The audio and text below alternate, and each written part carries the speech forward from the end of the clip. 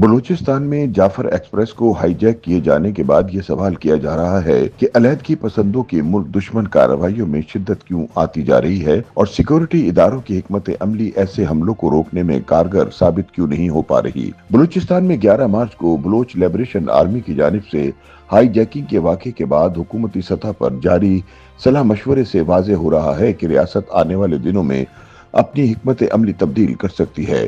فوجی ترجمان نے بھی یہ کہہ ڈالا کہ ٹرین حملے کے بعد رولز آف گیم تبدیل ہو گئے ہیں۔ کوئٹہ سے پشاور جانے والی جعفر ایکسپریس کی ہائی جیکنگ کے باعث صوبے میں قانون نافذ کرنے والے اداروں کی حکمت عملی پر سوال اٹھ رہے ہیں۔ حملے کے ایک روز بعد پاکستانی فوج کے ترجمان، وزیر اعظم، ان کے وزراء اور وزیر اعلیٰ بلوچستان کے بیانات خاصے جارحانہ تھے۔ پاک فوج کے ترجمان لیفٹیننٹ جنرل احمد شریف نے گفتگو کرتے ہوئے کہا کہ کسی کو اس بات کی اجازت ہرگز نہیں دی جا سکتی کہ وہ پاکستان کے معصوم شہریوں کو سڑکوں پر، ٹرینوں میں یا بسوں میں اپنے بیرونی آقاؤں کے ایما پر بربریت کا نشانہ بنائے۔ ادھر وزیر اعلیٰ بلوچستان سرفراز بگٹی کا کہنا تھا کہ ہم نے پورے پاکستان کو دہشت گردی کے معاملے پر کنفیوز کیا ہے۔ وہ آپ کو مار رہے ہیں اور آپ جرگہ کرنے کی بات کر رہے ہیں۔ میں کہتا ہوں کہ جو ریاست کو توڑنے کی بات کرے اور بندوق اٹھائے گا، ریاست اس کا قلعہ کما کرے گی۔ اس دوران بلوچستان کے سابق وزیر اعلیٰ اختر مینگل نے social media platform X پر لکھا کہ بلوچستان کا کوئی ایسا علاقہ باقی نہیں جہاں حکومت یہ دعویٰ کر سکے کہ اس کا کنٹرول ہے۔ ان کا کہنا تھا کہ ہم نے خبردار کیا تھا، ہم سے پہلے والوں نے بھی خبردار کیا تھا، مگر ان باتوں کو سنجیدہ لینے کی بجائے لوگوں کا نہ صرف مذاق اڑایا گیا بلکہ لوٹ مار اور قتل عام کا بازار گرم کیا گیا۔ ان کا یہ بیان پاکستان کے صوبے بلوچستان میں ایک عرصے سے جاری شورش اور قوم پرست علیحدگی پسند تنظیموں کی ریاستی اداروں کے خلاف شدت پسند کارروائیوں کی شدت کو بیان کرتا ہے۔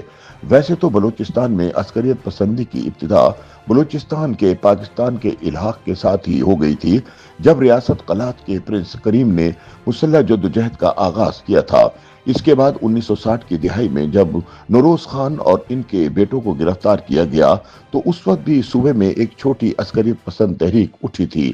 بلوچستان میں منظم اور ایک فلسفے کے تحت عسکریت پسندی کا آغاز 1970 کی دہائی میں ہوا، جب بلوچستان کی پہلی منتخب اسمبلی اور حکومت کو معطل کیا گیا۔ اس وقت سردار عطا اللہ مینگل ہی صوبے کے وزیر اعلیٰ اور میر غوث بخش بزنجو گورنر تھے، جن کا تعلق نیشنل عوامی پارٹی سے تھا۔ حالیہ کچھ عرصے کے دوران صوبے میں سیکورٹی فورسز پر حملوں میں تیزی سے اضافہ دیکھنے میں آیا ہے۔ اگر صوبائی محکمہ داخلہ کے اعداد و شمار کا جائزہ لیں تو 2024 میں بلوچستان میں حملوں، بم دھماکوں اور ٹارگٹ کلنگ کے مجموعی 548 واقعات رپورٹ ہوئے، جن میں 245 حملے صرف سیکورٹی فورسز پر ہوئے۔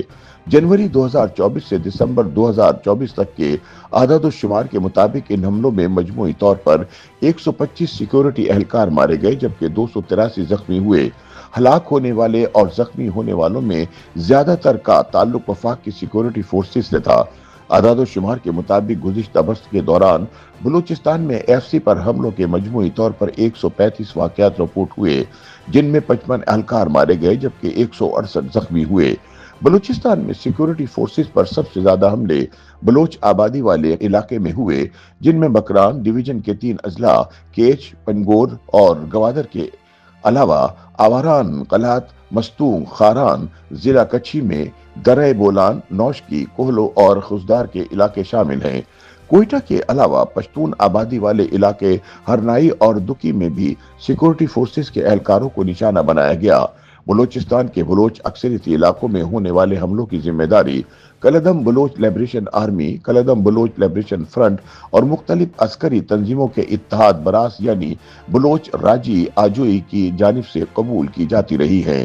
سیکورٹی فورسز کے اہلکاروں پر حملوں کے چند واقعات پشتون آبادی والے علاقوں میں زوب، قلعہ عبداللہ اور پشین میں ہوتے رہے ہیں۔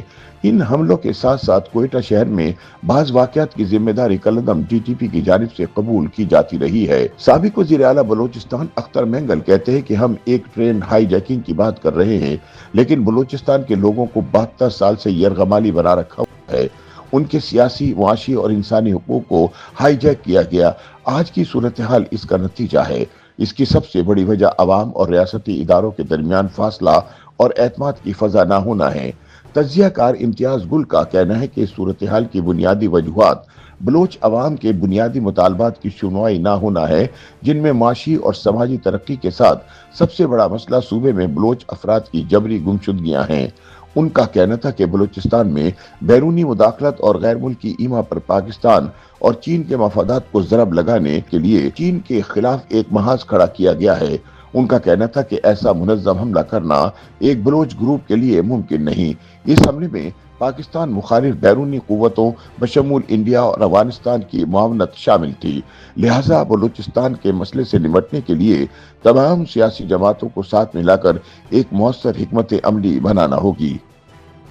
YouTube पर गूगली न्यूज देखने के लिए youtube.com की सर्च बार में गूगली न्यूज टीवी टाइप करें। गूगली न्यूज के पेज पर सुर्ख रंग के सब्सक्रिप्शन वाले बटन पर क्लिक करना ना भूलिए। YouTube पेज पर अपलोड होने वाली वीडियोस से बाखबर रहने के लिए बेल आइकन पर क्लिक कीजिए। आपको हर नई वीडियो के बारे में नोटिफिकेशन मौसूल हो जाएगा।